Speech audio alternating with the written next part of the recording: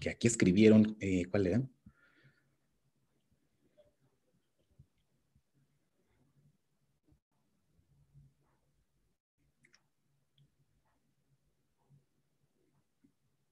Eructos sulfurosos. Bueno, es un término viejo y que está en desuso por parte de estomatología, porque ellos suponían que los elementos que contuvieran hidróxido no, era un elemento sulfurado, pero no estoy seguro si era un hidróxido, pero básicamente tenía que tener sulfuro, eran los responsables de esta halitosis durante la regurgitación. Pues insisto, esto va en desuso, de hecho no es tan adecuado referirse a ello, porque muchos alimentos sí que van a tener contenidos con algún sulfuro, por ejemplo, la col o la cebolla o las uvas o la carne marmoleada, es decir, la carne roja con un contenido alto de lípidos intramusculares, pero pues evidentemente estos procesos a menos que lo estés comiendo crudo, no podríamos atañirlos directamente a la cantidad de sulfatos y sulfuros contenidos en el alimento. Entonces es más probable que tengamos algún otro problema que esté condicionando la halitosis persistente y no necesariamente este olor desagradable propio de los hidróxidos de sulfuro en los eventos de regurgitación. Insisto, es una voz muy vieja, ya no tan adecuada, pero bueno, es más para uso de estomatología que para el nuestro. Finalmente, si el alimento ha sido sometido a un proceso de cocción, la desnaturalización de estos elementos químicos tendría que haber estado presente. Entonces, lo que sí va a pasar es que el pH de ese contenido que proviene de la cavidad gástrica, pues evidentemente será un pH muy bajo, o sea, muy ácido. Estamos hablando de un pH que rondará los 2.5, o sea, es una salvajada. Y por lo tanto, esto estará generando un estímulo nociceptivo constante que se interpreta precisamente como esa lesión faríngea. No solo eso, otra pregunta que hacían es, ¿el gas producido en la cámara gástrica es el responsable de la erosión del esmalte? No, no, no.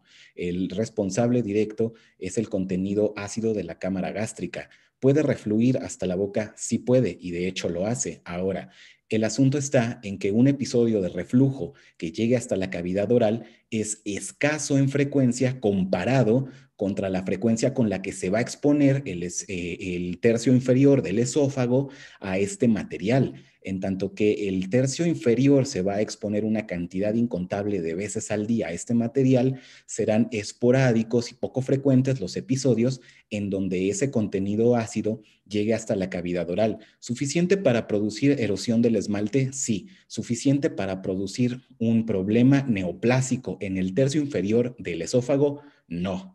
No, definitivamente no. Pero suficiente para producir un problema neoplásico en los dos tercios inferiores, particularmente en el tercio inferior, en donde tendremos la inserción esófago-gástrica. Sí, por supuesto. De aquí podemos deducir muy fácilmente que 2/3 inferiores del esófago, principal neoplasia, adenocarcinoma de esófago. Tercio superior del esófago, principal neoplasia de células escamosas. Porque, bueno, si recuerdas histología y embrio, pues nada, de qué está hecho la mucosa o el epitelio del esófago, pues de epitelio escamoso estratificado, ya está. Entonces, tercio superior, células escamosas. 2/3 inferiores, adenocarcinoma esofágico. Ahí tienes otra de las preguntas que año con año caen en el nacional. Muy bien, muy bien. Evidentemente, si la patología progresa, lo que vamos a tener es que se van a ir incrementando los síntomas en función de la gravedad de este cuadro. Entonces, cuando la enfermedad gastroesofágica empieza a incluir otros síntomas como la disfagia, el dolor torácico, cuando empezamos a tener cialorrea o salivación excesiva, distensión abdominal o dinofagia y síntomas extraesofágicos como la tos crónica o las sibilancias, pues entonces la cosa no es que haya otro cuadro patológico, la cosa es que esta enfermedad está progresando, no se ha dado un buen control y sobre todo seguimos incidiendo sobre los mismos hábitos de vida, los dietéticos, que nos han impactado en este sentido, ¿no? Por supuesto, cada uno de estos síntomas tienen su propia explicación. Por ejemplo, en el caso de la disfagia, lo que tenemos es que esta sensación retroesternal es el reflejo, digamos, pues eso, es el reflejo significativo de que hay una erosión ácida sobre la capa del esófago. Y esto nos está hablando de que al estarse erosionando va a empezar a formar procesos cicatricales que van a llevar a la estenosis de este esófago. Entonces, al hacerse más resistente por estos procesos de cicatrización, también va a sacrificar su flexibilidad. Y entonces, el problema es que no vamos a poder deglutir tan fácilmente estos movimientos longitudinales y circulares para darnos los movimientos de peristalsis del esófago, pues no se van a cumplir satisfactoriamente y tampoco es tan fácil que pueda pasar el alimento. A eso es a lo que llamamos disfagia. Si lo piensas bien, primero sería a sólidos y si persiste el problema, también después sería a líquidos. Entonces, es un síntoma inusual de la enfermedad por reflujo gastroesofágico, pero si se presenta, te está hablando de que estamos en un estadio avanzado de esta patología. ¿De acuerdo? Habría que considerar esto. El dolor asociado a la enfermedad gastroesofágica, el dolor torácico, pues sí puede mimetizar a la angina pectoris, por supuesto. Sin embargo, habría que considerar que no es necesariamente la misma semiología. La historia clínica te va a orientar hacia otras cosas. Y bueno, esto te podría dar muchas pautas a ello, ¿no? En tanto que el dolor se podría resolver en algunos minutos, algunas horas, espontáneamente o con antiácidos. Por supuesto, el dolor de angina pectoris, pues este no va a resolver y con el reposo podría tampoco mejorar tanto, ¿no? Habría que considerar que cuando los padecientes se levantan por la noche, cuando en esta noche han consumido una cantidad copiosa de alimentos y se han exacerbado todos estos síntomas por estrés emocional, bueno, pues el padeciente puede tener los síntomas de reflujo clásicos asociando también dolor torácico y esto no nos tendría que desconcertar, es algo que puede suceder. Entonces, la sensación urente retroesternal sí que va a ser un predictor más o menos pobre en los padecientes que también tengan dolor torácico asociado propio del reflujo gastroesofágico. Aquí lo mejor que podríamos hacer es, francamente, indicar las pruebas en función de que la historia clínica y la semiología de ese dolor nos indique que puede haber algún grado de factores de riesgo cardiovascular, ¿de acuerdo? Por otro lado, la hipersalivación o la cialorrea, pues aunque es más o menos inusual, sí que la podríamos encontrar y esto tendría que ser más de 10 mililitros de saliva por minuto. Entonces, imagínate, o sea, 10 mililitros de saliva por minuto, 600 mililitros en hora, o sea, es muchísima saliva. Y esto tendría que ver con el mecanismo de neutralización que la saliva también es responsable de él, ¿no?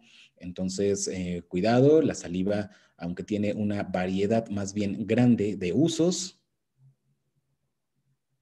vamos a fingir que nunca dije eso, aunque la saliva tendrá principalmente funciones de lubricación para la deglución de los alimentos, pues evidentemente también está asociada con los procesos de neutralización de del contenido gástrico, particularmente aquel que llegue a escapar por el reflujo fisiológico hacia la cámara del esófago. Entonces, conforme más estímulos ácidos tengamos en el tubo esofágico, pues la cialorrea se va a incrementar, la saliva se va a incrementar.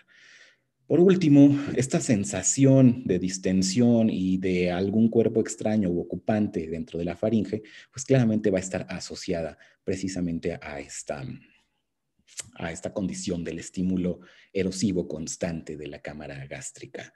Al respecto de los estudios radiográficos, también llamó mi atención, pues nada, el trago de bario o el doble contraste de bario es uno de los estudios diagnósticos con mayor utilidad dentro de la enfermedad por reflujo gastroesofágico, en tanto que la medicina nuclear y las otras técnicas realmente tendrían que esperar. ¿Por qué?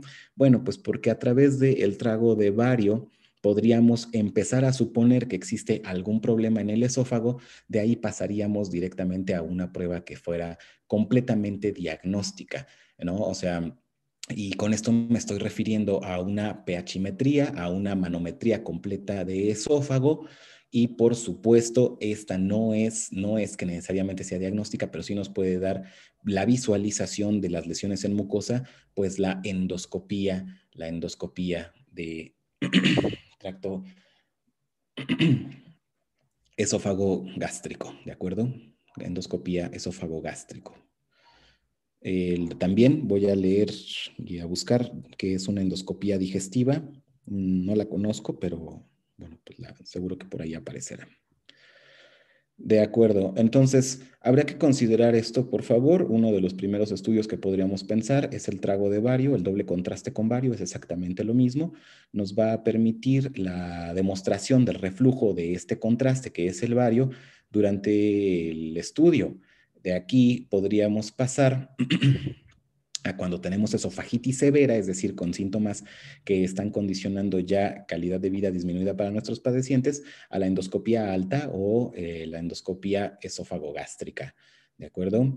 Esto ya nos permitiría hacer la clasificación y también tipificar las lesiones. Solamente si hubiera problemas en el diagnóstico, este no pudiera ser completo o tuviéramos dudas acerca de la veracidad de estos estudios, pues podríamos progresar a la medicina nuclear, que típicamente no es lo común, no es lo común.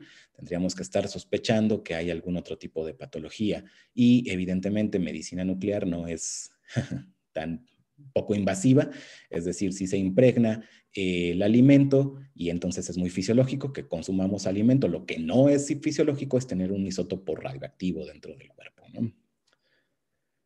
Bueno, hasta aquí vamos bien.